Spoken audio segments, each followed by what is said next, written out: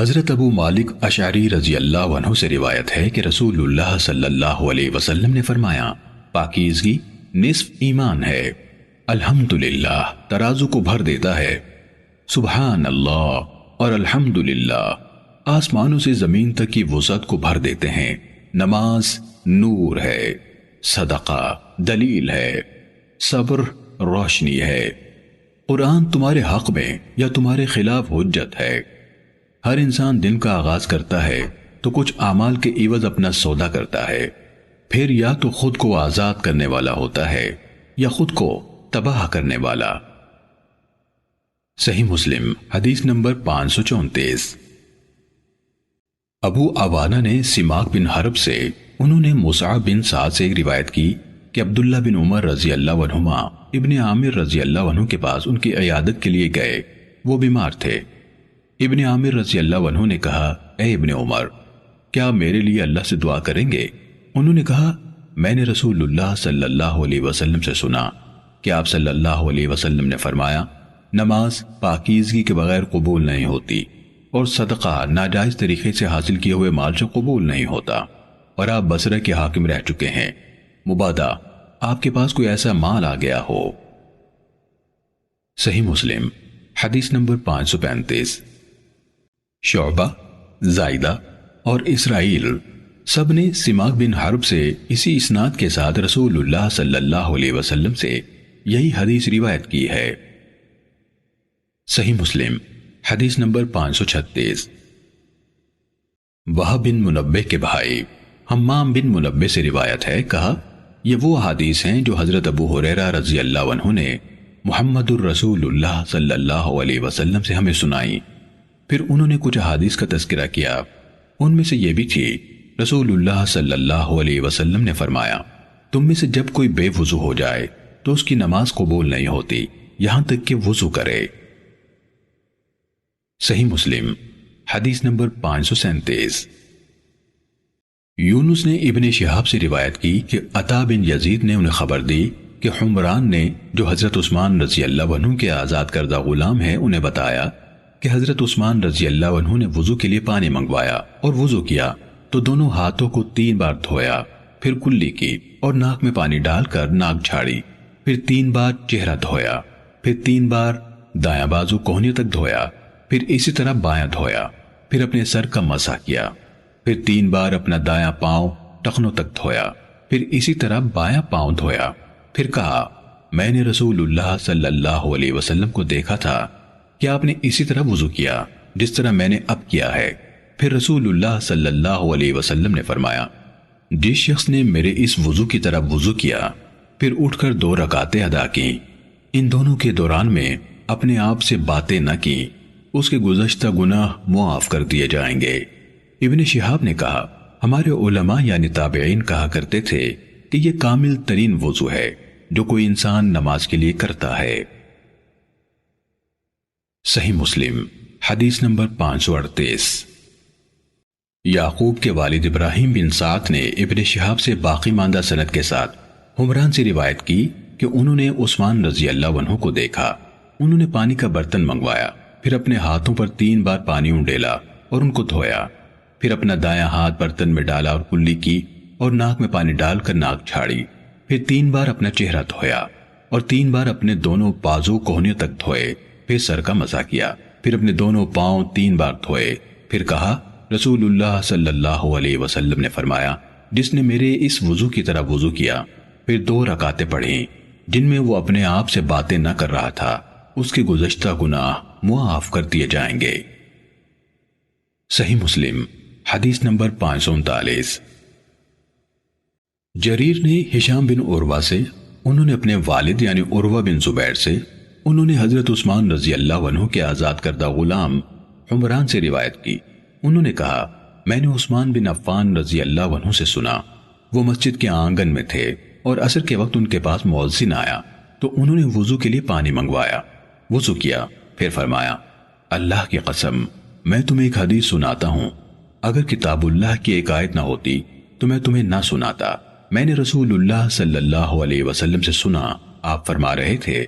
جو مسلمان وضو کرے اور اچھی طرح وضو کرے پھر نماز پڑھے تو اس کے وہ گناہ معاف کر دیے جاتے ہیں جو اس نماز اور اگلی نماز کے درمیان ہوں گے۔ صحیح مسلم حدیث نمبر 540۔ ہشام سے جریر کے بجائے ابو اسامہ، وکیع اور سفیان کی سندوں سے بھی یہ روایت بیان کی گئی۔ ان میں ابو اسامہ کی روایت کے الفاظ اس طرح ہیں: اچھی طرح وضو کرے اور فرض نماز ادا کرے۔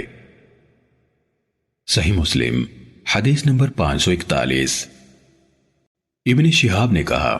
لیکن عروہ عمران کی جانب سے حدیث بیان کرتے ہیں کہ انہوں نے کہا،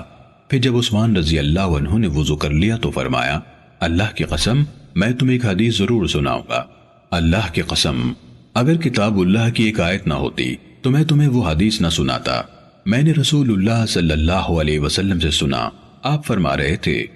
جو آدمی وضو کرے اور وہ اچھی طرح وضو کرے پھر نماز پڑھے تو اس کے وہ گناہ معاف کر دیے جاتے ہیں جو اس نماز اور اگلی نماز کے درمیان ہوں گے۔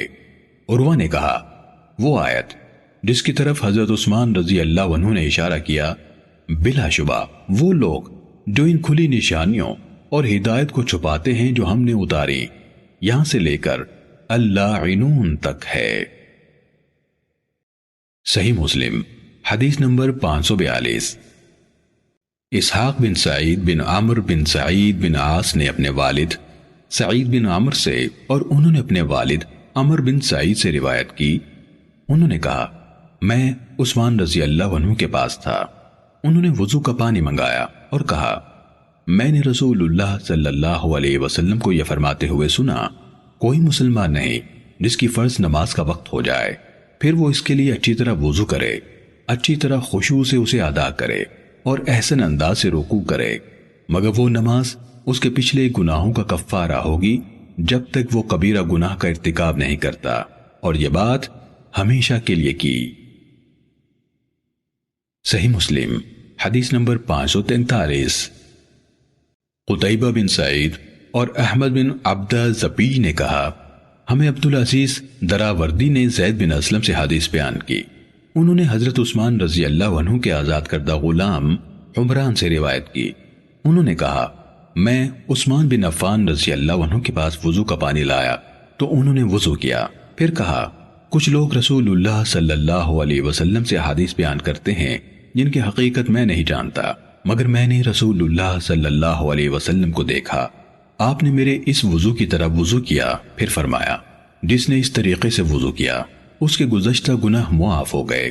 اور اس کی نماز اور مسجد کی طرف جانا زائد ثواب کا باعث ہوگا۔ ابن عبدہ کی روایت میں ہے، میں عثمان رضی اللہ عنہ کے پاس آیا تو انہوں نے وضو کیا۔ صحیح مسلم حدیث نمبر 544۔ قتیبہ بن سعید، ابو بکر بن ابی شیبہ اور زہیر بن حرب نے کہا، اس حدیث کے الفاظ قتیبہ اور ابو بکر کے ہیں، ہمیں وکیع نے سفیان کے حوالے سے ابو نضر سے حدیث سنائی، انہوں نے ابو انس سے روایت کی کہ حضرت عثمان رضی اللہ عنہ نے المقاعد کے پاس وضو کیا، کہنے لگے،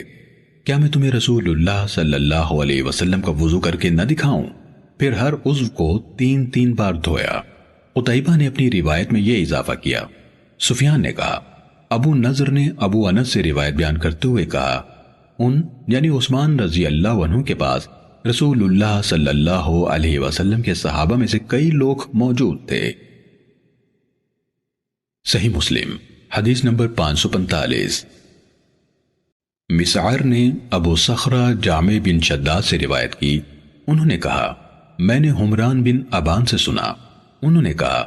میں عثمان رضی اللہ عنہ کے غسل اور وضو کے لیے پانی رکھا کرتا تھا، اور کوئی دن ایسا نہ آتا کہ وہ تھوڑا سا پانی اپنے اوپر نہ بہا لیتے، یعنی ہلکا سا غسل نہ کر لیتے۔ ایک دن عثمان رضی اللہ عنہ نے کہا، رسول اللہ صلی اللہ علیہ وسلم نے اس نماز سے، مسعر کا قول ہے، میرا خیال ہے کہ عصر کی نماز مراد ہے، سلام پھیرنے کے بعد ہم سے گفتگو فرمائی۔ آپ صلی اللہ علیہ وسلم نے فرمایا، میں نہیں جانتا کہ ایک بات تم سے کہہ دوں یا خاموش رہوں۔ ہم نے عرض کی، اے اللہ کے رسول، اگر بھلائی کی بات ہے تو ہمیں بتا دیجئے، اگر کچھ اور ہے تو اللہ اور اس کا رسول بہتر جانتے ہیں۔ رسول اللہ صلی اللہ علیہ وسلم نے فرمایا، جو بھی مسلمان وضو کرتا ہے اور جو وضو اللہ نے اس کے لیے فرض قرار دیا ہے اس کو مکمل طریقے سے کرتا ہے، پھر یہ 5 نمازیں ادا کرتا ہے تو یقیناً یہ نمازیں ان گناہوں کا کفارہ بن جائیں گی جو ان نمازوں کے درمیان کے اوقات میں سرزد ہوئے۔ صحیح مسلم حدیث نمبر 546۔ عبید اللہ بن معاذ نے اپنے والد سے اور محمد بن مثنی اور ابن بشار نے محمد بن جعفر غندر سے روایت کی، ان دونوں یعنی معاذ اور ابن جعفر نے کہا ہمیں شعبہ نے جامع ابن شداد سے حدیث بیان کی، انہوں نے کہا میں نے حمران بن ابان سے سنا، وہ بشر کے دور عمارت میں اس مسجد میں ابو بردہ رضی اللہ عنہ کو بتا رہے تھے کہ عثمان بن عفان رضی اللہ عنہ نے کہا رسول اللہ صلی اللہ علیہ وسلم نے فرمایا جس نے اس طرح وضو کو مکمل کیا جس طرح اللہ نے حکم دیا ہے تو اس کی فرض نمازیں ان گناہوں کے لیے کفارہ ہوں گی جو ان کے درمیان سرزد ہوئے۔ یہ ابن معاذ کی روایت ہے۔ غندر کی حدیث میں بشر کے دور حکومت اور فرض نمازوں کا ذکر نہیں ہے۔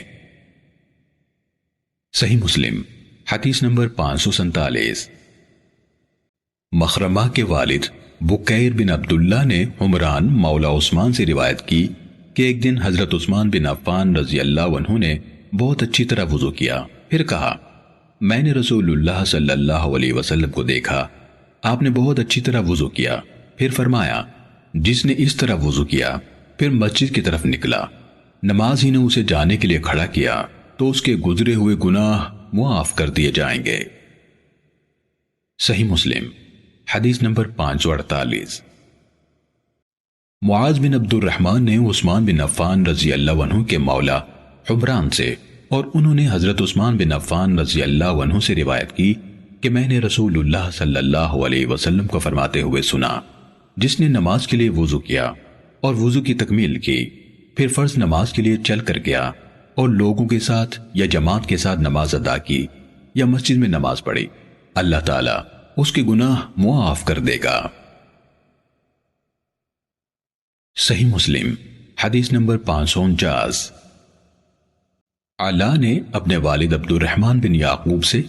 اور انہوں نے حضرت ابو ہریرہ رضی اللہ عنہ سے روایت کی کہ رسول اللہ صلی اللہ علیہ وسلم نے فرمایا 5 نمازیں اور ہر جمعہ دوسرے جمعے تک درمیانی مدت کے گناہوں کا کفارہ یعنی ان کو مٹانے والے ہیں جب تک کبیرہ گناہوں کا ارتکاب نہ کیا جائے۔ صحیح مسلم حدیث نمبر 550۔ محمد بن سیرین نے حضرت ابو ہریرہ رضی اللہ عنہ سے روایت کی، انہوں نے نبی صلی اللہ علیہ وسلم سے روایت کی، آپ صلی اللہ علیہ وسلم نے فرمایا 5 نمازیں اور ایک جمعہ دوسرے جمعے تک درمیانی مدت کے گناہوں کا کفارہ ہے۔ صحیح مسلم حدیث نمبر 551۔ عمر بن اسحاق کے والد اسحاق بن عبداللہ نے حضرت ابو ہریرہ رضی اللہ عنہ سے روایت کی کہ رسول اللہ صلی اللہ علیہ وسلم فرمایا کرتے تھے جب انسان کبیرہ گناہوں سے اجتناب کر رہا ہو تو 5 نمازیں